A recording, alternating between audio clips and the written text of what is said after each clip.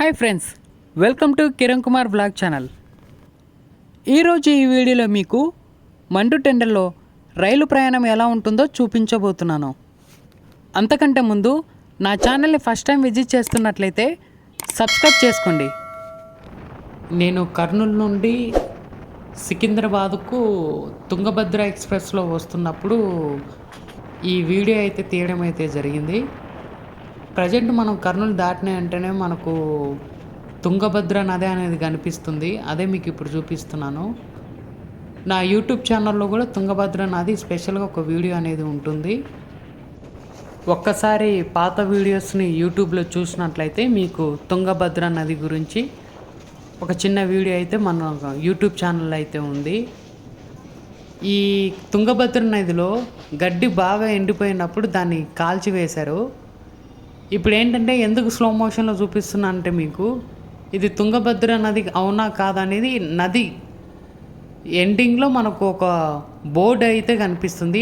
ఆ board slow మోషన్లో మాత్రం మనం చూడగలుగుతాము. అందుకనేసే మీకు ఈ వీడియో కాస్త స్లో మోషన్లో కనిపిస్తుంది. ఇక్కడ తుంగభద్ర నది వెళ్ళిపోయింది.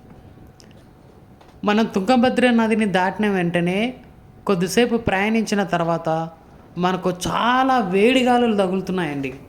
అసలు నేను ట్రైన్లో ట్రావెల్ చేస్తున్నట్టుగా నాకు అనిపించట్లేదు. ఒక మండు టెండర్లో మనం ట్రావెల్ చేస్తున్నట్టుగా అంత వేడి, మనకు అంత వేడిగాలి తగులుతూ ఉంది. ఇదంతా చూడండి. ఒకప్పుడు రైలుకి ఇరువైపులా మనకు పంట పొలాలు కనిపించేటివి. ఈ వీడియో ఏంటంటే స్లో మోషన్లో మీకు పాతకాలం నాటి చిన్న ఇండ్లను చూపిస్తున్నాను. ఆ ఇండ్లు పాతకాలం నాటివి. మొత్తం కూడా పంట ఎక్కడా అని లేదు. మామూలుగా అయితే వేరే వేరే పంట అనేది వేసేవాళ్ళు. ఈ వేసవి కాలంలో ఎలాంటి పంట వేయలేదు కాబట్టి మనకంతా వేడిగాలి తప్ప ఇంకేమీ తగులుతలేదు. మామూలుగా పంట ఏదైనా వేసి ఉండింటే మనకు కాస్త చల్లగాలి తగిలేది. ఈ ట్రైన్ ఏంటంటే ప్రజెంటు కరెంటు పోల్స్ అయితే మనం చూస్తున్నాము. ఇదివరకు కరెంటు పోల్స్ ఉండేటివి కావు. అంటే నెక్స్ట్ టైం నుంచి కరెంటుతో నడుస్తూ ఉంటుంది రైలు అనేది. అందుకే ఈ పోల్స్ ఒకసారి మీకు చూపిస్తున్నాను. ఇప్పుడు ఇంకొక వైపు మనం చూడగలిగితే ఇదిగోండి. అంటే ట్రైన్కి ఇంతసేపు మీకు చూపించింది రైట్ సైడ్. ఇప్పుడు లెఫ్ట్ సైడ్లో చూపిస్తున్నాను. ఈ లెఫ్ట్ సైడ్లో కూడా అంతే. పంట అనేది ఎక్కడ వేయలేదు. పంట మొత్తము తీసేసినారు. అంత వేడి గాలి, విపరీతమైన ఎండ. అదిగో సూర్యుని ఒక్కసారి చూడండి. అసలు ఒక సాయంత్రం 5 గంటల దాకా మనకు ఇదే పరిస్థితి ఈ ట్రైన్లో ట్రావెల్ చేస్తున్నప్పుడు.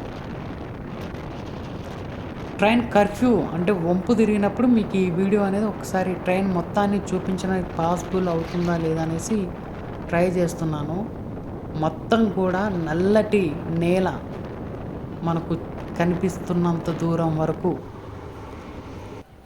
ఇక్కడ ఏంటంటే మీకు కృష్ణా నదిని చూపిస్తున్నాను. తుంగభద్ర నది అయిపోయిన తర్వాత సికింద్రాబాద్కు మనం వస్తున్నప్పుడు మనకు మేజర్గా తర్వాత కనిపించే నది ఏదైనా ఉందంటే అది కృష్ణా నది.